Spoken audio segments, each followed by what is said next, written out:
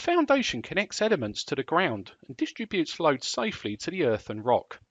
Revit has three main types of foundation elements: a wall foundation, a foundation slab, and an isolated foundation. Each of these elements has relationships to the structural elements that they support. For example, the wall foundation will follow the wall's plane shape and always attach to the bottom. An isolated foundation can be located at a structural column base and again will remain attached and follow the element in plan position as well as sticking to the bottom of the column. Our first task is to place some isolated foundations down on the top of foundation plan. So in the project browser, let's go ahead and open up the top of foundation plan. We'll then zoom up towards grid B2 and we'll go ahead and place our first isolated foundation. On the structure ribbon, select isolated. Note on the context ribbon, we have the option of placing the foundations at grids or at columns. In the properties palette, select the type selector and ensure that you've selected the pile cap 6 pile. To rotate this element, you can move over existing elements in Revit and press the spacebar to orientate the foundation. We can then place a foundation out at grid B2 and another one at B4. I'm then required to place some 4 pile foundations down at C2 and also at D2. So here I'm going to utilize the at columns tool. In the properties palette in the type selector, we'll now go ahead and choose the 68 by 68 by 35 inch. And now we can make a selection set of our columns. Notice that Revit now places the foundations down at the column bases. We can then go ahead and select finish.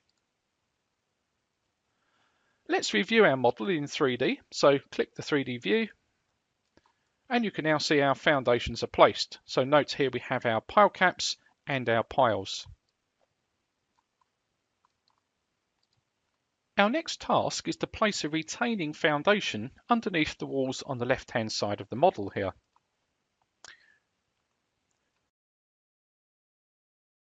On the structure ribbon, select wall. On the properties palette in the type selector, ensure that you've selected retaining footing.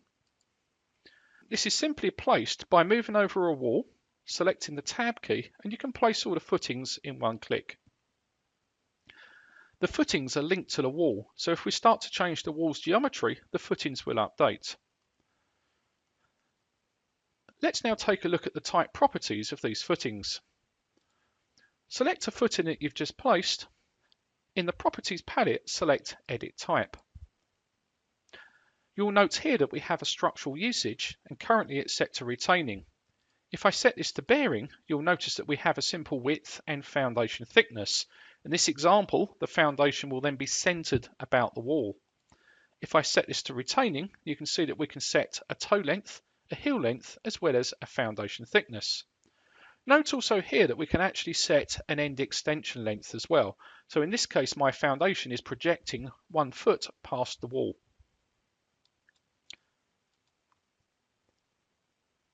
Finally, we place a foundation slab underneath the lift pit. In the project browser, open up -02 lift pit. And then zoom up on the lift pit walls. Here, we are required to place a foundation slab 24 inches thick underneath these structural walls. On the structure ribbon, select the slab tool.